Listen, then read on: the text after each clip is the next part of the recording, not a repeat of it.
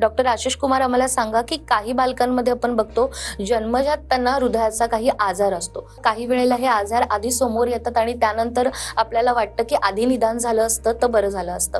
तर हे निदान नेमकं मग आपण कसं करू शकतो?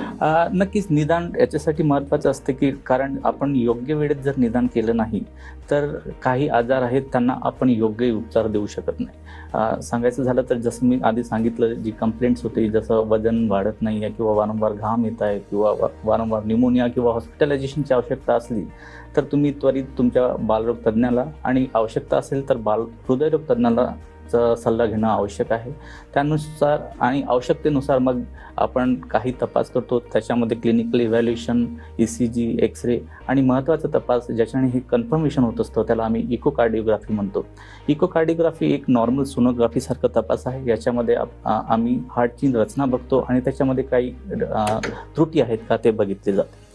आणि नॉर्मली समज असा आहे समाजामध्ये की फक्त हृदयाला छिद्र असणं म्हणजे हार्टचं जन्मजात आजार, पण त्याच्या व्यतिरिक्त पण काही आजार असतात, जसे झडपांचं आकुंचन पावणं, त्याच्यानंतर जी मोठी धमनी असते, महाधमनी असतं, तिला आकुंचन पावणं, त्याच्यानंतर हार्टची जी कंडक्शन सिस्टीम आहे त्याच्यामध्ये डिफेक्ट असणं, हे पण हृदयाचे जन्मजात आजार असू शकतात.